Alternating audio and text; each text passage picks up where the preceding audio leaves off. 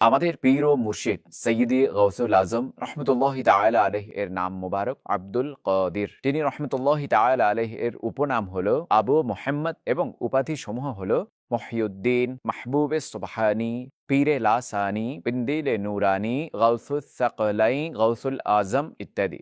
তিনি রহমতুল্লাহি তাআলা আলাইহি ৪৭০ হিজরিতে বাগদাদ শরীফের নিকটবর্তী শহর জিলানে জন্মগ্রহণ করেন। গৌসুল আজম রহমতুল্লাহি আলাইহি এর জন্ম রমজান মাসে হয়, বরং রমজানের প্রথম তারিখে হয়েছিল।